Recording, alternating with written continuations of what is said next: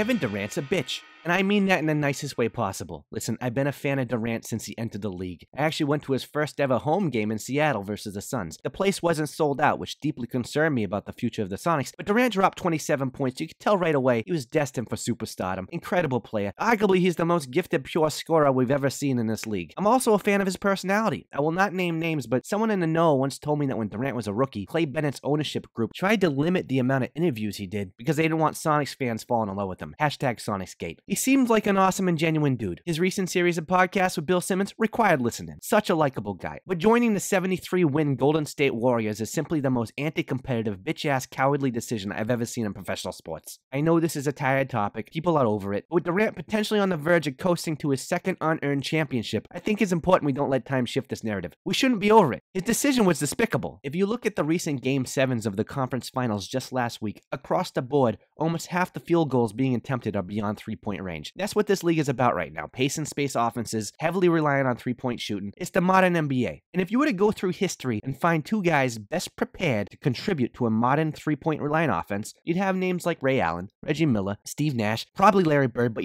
three-pointers weren't really a thing back then. You realize that over the course of 4 seasons from 1980 to 84, Larry Bird went a combined 71 for 276 from three. For comparison's sake, Jason Tatum in his rookie season just went 105 for 242. And he was only taking 3.6 per game, which is actually pretty low by modern standards. The point is, if you go through history, you're going to be hard-pressed to find anyone comparable to the three-point shooting displayed by Klay Thompson and Steph Curry. Better than Ray, better than Reggie. You're talking about arguably two of the greatest three-point shooters of all time playing together on a team with another all-star, which is why they won 67 games in a championship back in 2015, and it's why they followed that up with a record-breaking 73 wins the following season and came 4 points away from being back-to-back champions. Don't forget that Game 7 of the 2016 finals was actually tied with 53 seconds left in the game. If not for the superhuman, otherworldly performance of LeBron James in that series, Golden State wins another title. Bron was like Thanos with the Infinity Gauntlet in that series. 29.7 points, 11.3 rebounds, 8.9 assists, 2.3 blocks, 2.6 steals, plus the flat Mamba gem right there in the center. Just an unbelievable performance, one of which, frankly, would have been hard to replicate heading forward. Considering that Golden State at this point had 3 All-NBA players, all in their 20s, I honestly would have had them as a favorite to win the title for next year, regardless of Bron's legendary performance. They were just too damn good, and as a fan of the league, I would have liked to see how that would have played out. How many titles would Steph, Clay, and Draymond win together? How would they stack up with the all-time great NBA teams? They had a chance to be one of the best in history. But then Durant, an MVP player, thanks in large part to an unprecedented fluky salary cap hike that saw it spike $30 million in 2 seasons, who we all know had just been embarrassingly defeated by Golden State, given that he's got balls the size of sand grains, decides to bandwagon onto the fledgling Warrior dynasty. Shameful. Look, I got nothing wrong with him leaving. I live in Seattle, and I have no love for Oklahoma ownership. But of all the f***ing teams, he had to pick that one? We've never seen a team this stacked. I went through the wiki. I couldn't find another team in NBA history that had 4 players make the All-NBA team the previous year. It's unheard of, partially because they didn't have a third-team All-NBA until 1988, but regardless, they coast to a title in 2017. They're on the verge of winning another one. If they stick together, Durant should win several more heading forward, and yet they don't feel earned. No doubt, Durant is the best player on that team. The guy is gifted. He might take home several finals MVP honors before all is said and done. Despite this, in the eyes of myself and others, it still feels like Durant me-too'd himself onto an upstart dynasty that would have won those titles regardless. So Durant will collect his unearned jewelry, but worse, it completely undermines the historical relevance of Steph, Clay, and Draymond's accomplishments. The whole thing feels cheapened. It hovers over the entire league. It was the ultimate bitch move. Now, a lot of people like to compare this to what LeBron did 6 years prior. LeBron did it first, they say. To a certain extent, I get what you're saying. But this was completely fucking different. Let's have an honest discussion about what LeBron did compared to Durant. Circa 2010, LeBron's the greatest player in the world, carrying garbage teams to 60-plus wins and deep playoff runs. For example, 2009, LeBron carries a group of scrubs to 66 wins in the Eastern Conference Finals. Look it up. His second-best player during that playoff run was probably Delonte West, who was allegedly sleeping with Bron's mother at the time. Side note, maybe I'm reading too many of Kyrie's conspiracy theories, but I can't be the only one who notices that Miami's Tyler Johnson looks a lot like the love child of Delonte West and Moses Strute from The Office, which, given that Delonte was temporarily LeBron's stepfather, I'm pretty sure makes Tyler Johnson and Bron brothers. But the point is, LeBron's supporting cast back then was terrible. And also, look, I spent 4 days in Cleveland back in 2010. Every local I met told me to do the same thing. I saw the Rock and Roll Hall of Fame. I went to an Indians game. That's it. There's nothing else there. As far as I'm concerned, Bron's a damn hero for staying there as long as he did. The way the decision was made public was a mess, but make no mistake, Cleveland's the pits. So I really don't fault him for bailing on a jackwagon owner and a joke-supporting cast to go ball off his boys in Miami. And it's not like he was joining a contender. I don't think people remember this, but Miami was a couple years removed from winning 15 games. They were coming off a 47-win season and had been eliminated in the first round in back-to-back years. Sure, Wade had won a title a half-decade prior alongside old man Shaq, but that Heat team was pretty mediocre. The second best player on his team was probably 21-year-old Michael Beasley, who was just in his second year after being drafted second. You know, that's actually slightly overlooked in the hysteria of Miami's Big Three formation. They essentially gave away Michael Beasley, their second best player, on a 47-win team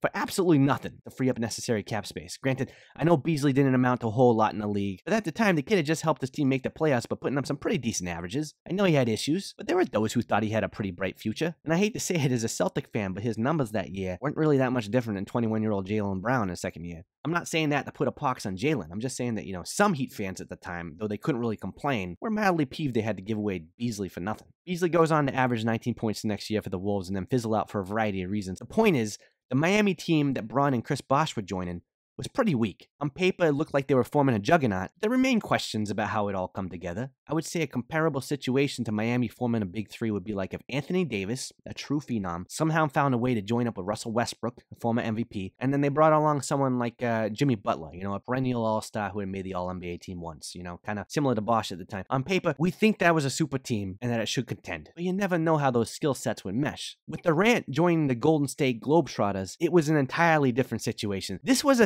73-win team on the verge of winning many titles. A team built around 3 All-NBA talents, including 2 of the greatest shooters of all time. A team built around pace and space, spreading the floor for open shots. And now Durant, himself an elite 40% three-point shooter, was simply plugging himself into the Harrison Barnes slot to coast to titles. With that Heat team, we thought they might struggle to coexist, and in fact, they kind of did early on. But with how that Golden State juggernaut was built, there was no such concerns. It's impossible to find an equivalent to that. Others have said it would be like a 96 following the Bulls' 72-win season. Someone like Karl Malone, or actually, he's probably not even a big enough star to compare to Durant. Let's say it's someone like Shaq. He decides, you know what? Jordan's too hard to beat. I'm just going to go bandwagon onto the Bulls dynasty. And then he goes on to win multiple unearned championships that Chicago was going to win anyways. They won in 97, they won in 98. You going to credit Shaq with those if he had bandwagon onto that team? But even that sucks as a comparison because in 97, you realize that Jordan was 33 years old. Pippen was 31.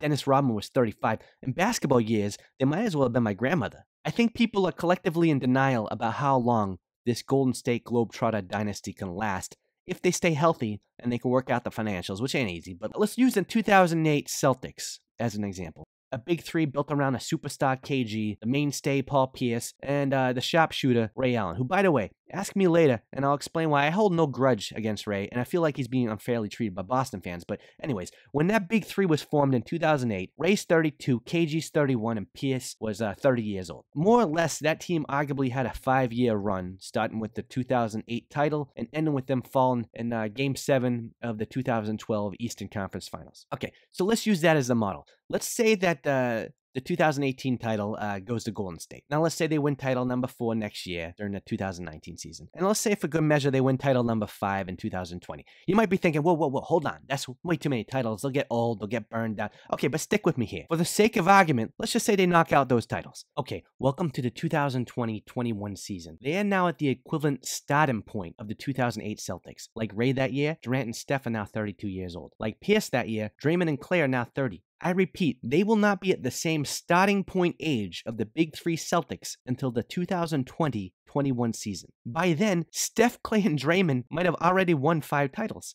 Durant would have 4. So let's say they follow a similar path. Like the 2008 Celtics, Golden State wins another title. That's title number 6. In 2009, Boston was a title favorite, but KG got hurt. That's less of an issue when you have 4 All-NBA players instead of 3. So let's chalk up the 2021-22 season as title number 7. In 2010, Boston goes all the way to Game 7 of the finals before falling to the Lakers. In part because Perk got hurt, Gasol carried them in spite of Kobe's 6-for-24 performance. But whatever, I don't like talking about this. Following pace, 2023 could conceivably be title number 8 for Golden State. 2011, Boston falls to LeBron. 2012, the old man Celtics built around 36-year-old Ray Allen, 35-year-old KG, and 34-year-old Pierce go all the way to Game 7 of the Eastern Conference Finals. Some think they were a contender. I disagree, but that's another story. This Golden State Big Four will not be that age until the 2024-25 season. Now, it's ridiculous and admittedly unlikely, but if this Bush League stacked squad wins every title through 2025, that would be title number 10 for Steph, Clay, and Draymond. Again, you probably say that's insane.